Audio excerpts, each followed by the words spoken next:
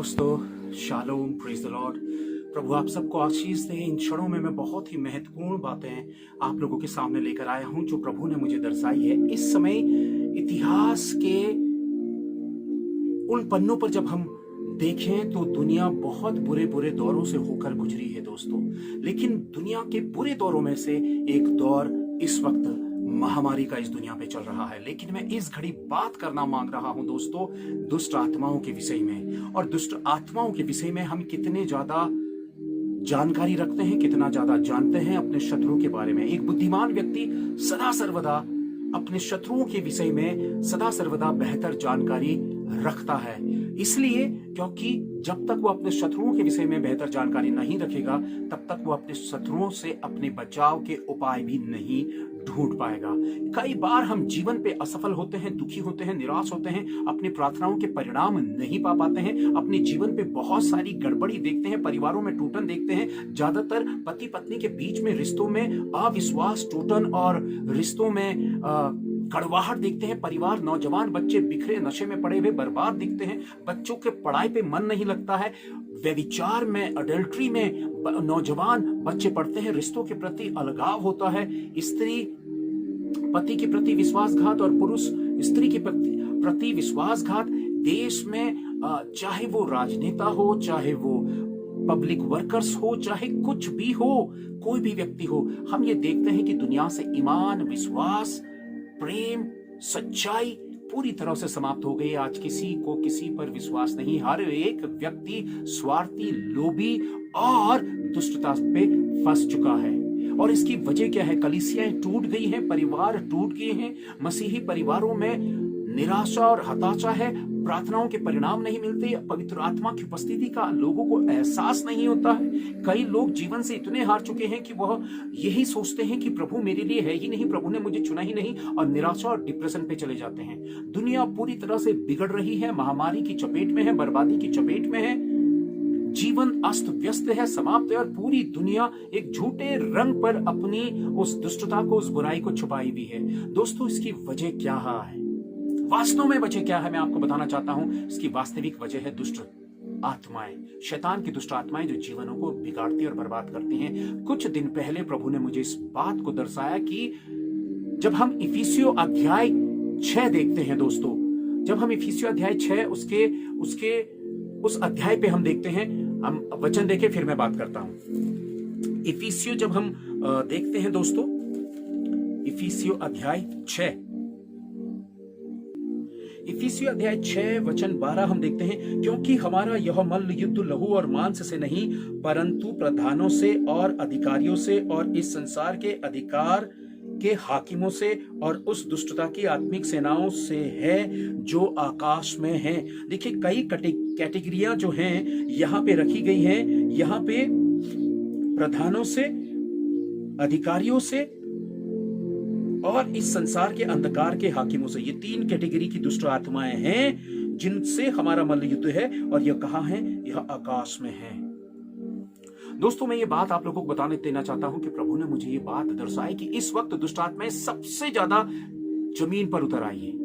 आकाश से जमीन की बिल्कुल निचले स्तर पर उतर आई है, और इस वक्त वो सबसे ज्यादा प्रभावशाली रीति से काम कर रही है। मनुष्य जाति के ऊपर हमलावर है और हमले कर रही है। पूरी दुनिया करहा रही है, अस्त व्यस्त है, क्योंकि शैतान को अधिकार दिया गया। वचन कहता है कि अंत के समय में शैतान की ताकत बढ़ाई जाएगी, और यह बिल्कुल आखिरी समय है जब दुष्ट आत्माएं बहुत ही दुष्ट रीति से, बहुत ही ज्यादा क्रूर रीति से और बहुत ही ज्यादा गुस्से से भरपूर होकर हमलावर हैं। दोस्तों, नौजवान जीवनों के ऊपर बुरा हमला है, परिवारों के ऊपर बुरा हमला है। मसीही समाज सबसे ज्यादा इस वक्त दुष्ट आत्माओं का शिकार है। वचन क्या कहता है इस विषय में? देखिए, दुष्ट आत्माएं आकाश में है और हमारा मल्ल युद्ध शैतान से है, अधिकारियों से है, और वो 3 कैटेगरियों पे बांटा हुआ है। आप देखें, वचन इस बात को वास्तव में दर्शाता है कि हमारा जो वास्तविक मल्ल युद्ध है वो किनसे है? हमारा मल्ल युद्ध है दुष्ट आत्माओं से।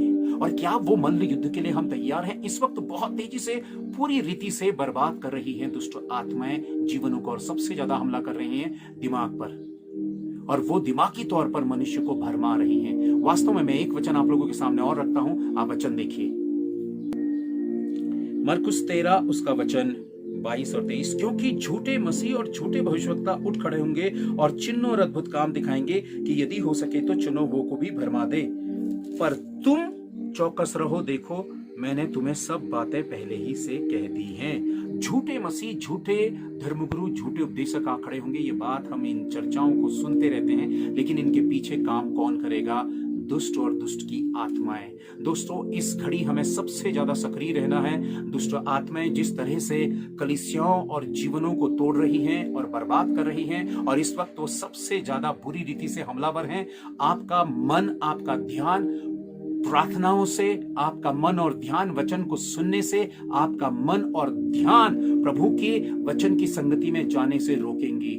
आपको आपके हृदय में प्रभु के प्रति अलगाव ले आएंगी, यानी कि प्रभु के प्रति आपके और परमेश्वर के बीच में सबसे ज्यादा दूरी पैदा करेंगी। आपको आत्मिकता में बिल्कुल गड़बड़ा देंगी और आपका वचन और प्रार्थना के प्रति मन नहीं लगेगा।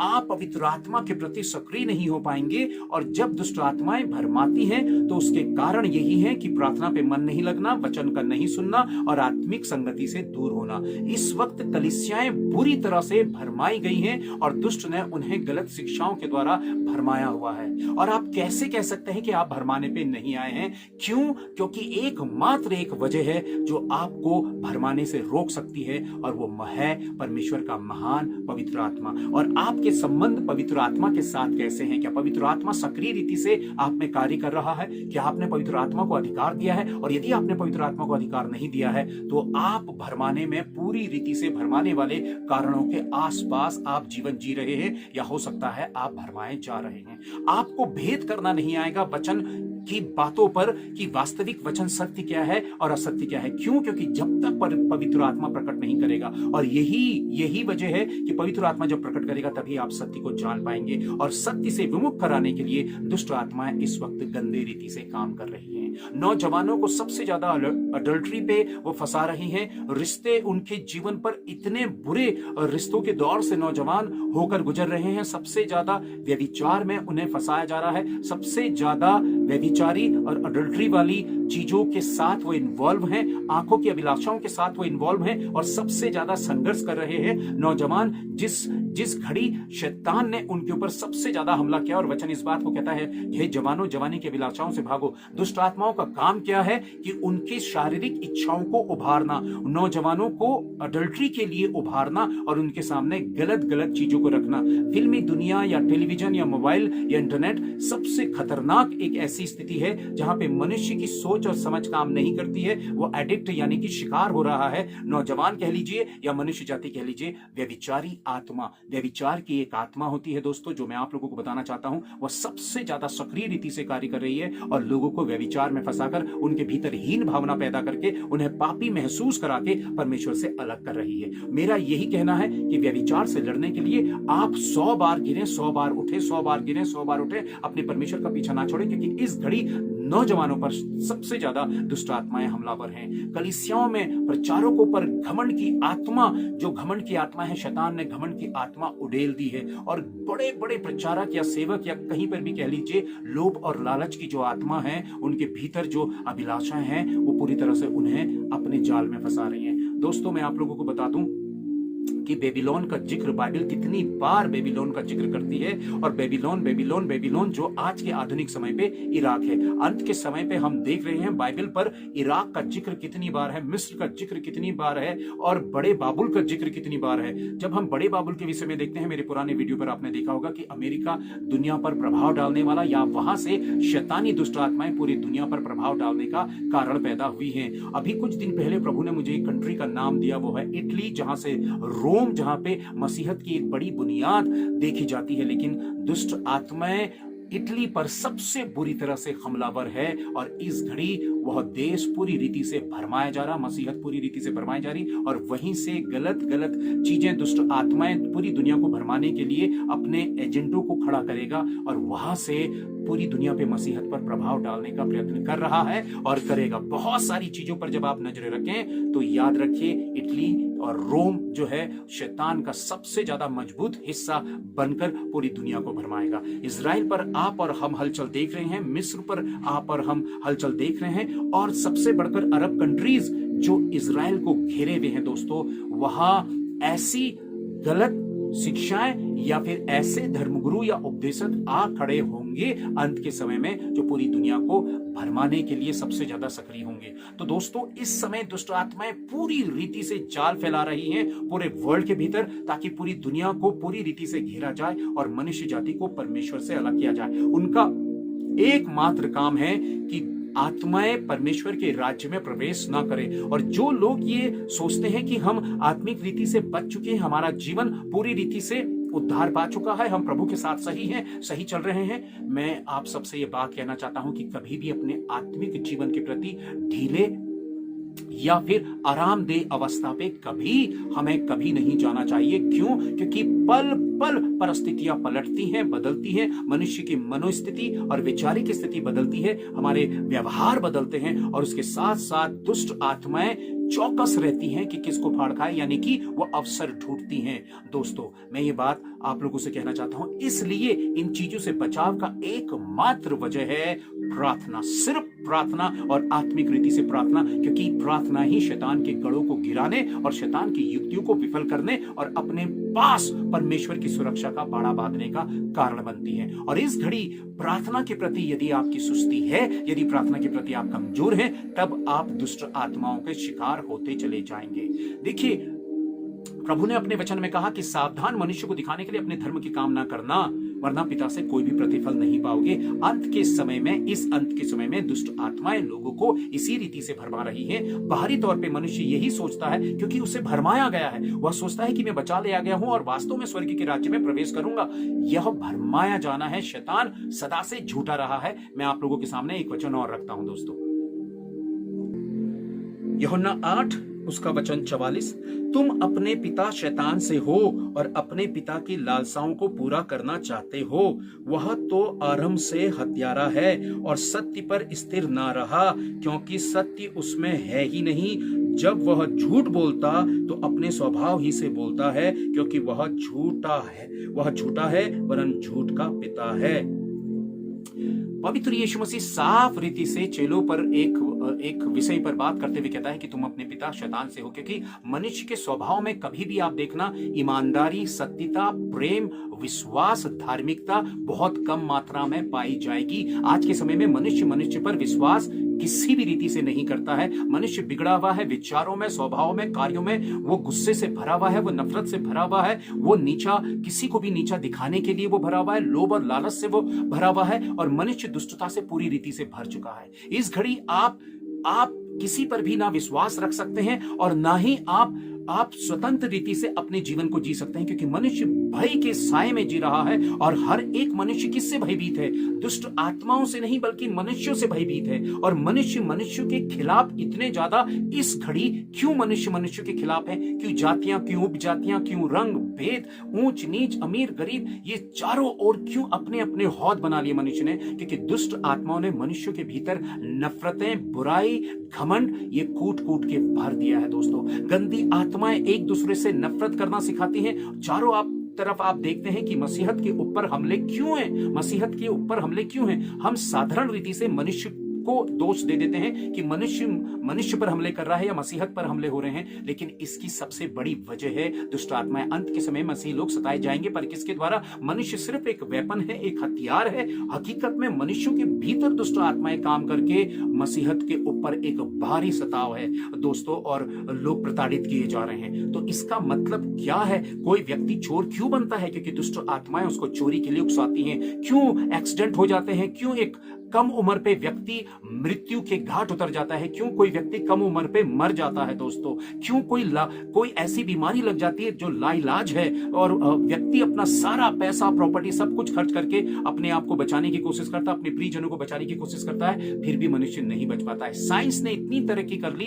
लेकिन बीमारियां भी तरक्की करती चली गई हैं। कई बीमारियां ऐसी हैं जिनका इलाज नहीं हो पाता। ये बीमारियों को देने की वजह शैतान और उसकी दुष्ट आत्मा है, जो मनुष्यों पर बीमारियां पैदा करती करती हैं, जो नशे की लत डालती हैं, शराब पीना, सिगरेट पीना, बीड़ी पीना, तंबाकू खाना, ये छोटे छोटे सस्ते हथियार शैतान के हैं जिसको गवर्नमेंट भी नहीं रोकती है। जरूर सिगरेट पे लिखा रहता है, तंबाकू किसमें लिखा रहता है, टेलीविजन पर एक ऐड आता है कि आपके लिए ये हानिकारक है, आपकी सेहत के लिए हानिकारक है, इससे कैंसर होता है। लेकिन ये संकेत तो गवर्नमेंट देती है, लेकिन इस पर रोक नहीं लगाती है। शैतान ने ऐसे जाल बिछाए हैं कि सबसे ज्यादा मनुष्य अपना धन खर्च करता है इन नशीली चीजों में, और परिवार और जीवन बर्बाद होते हैं। इसका मतलब क्या है कि दुष्ट ने दुष्टताओं की चीजों का इतना ज्यादा चारों ओर चीजों को फैलाया है कि मनुष्य उसके जाल में पूरी रीति से फंसा है दोस्तों, और वह अपने स्वभाव से ही झूठा है। वचन इस बात को कहता है, यूहन्ना अध्याय 8 वचन 44, जब हम देखते हैं कि वो स्वभाव से झूठा है, वो झूठ का पिता है, वो हत्यारा है।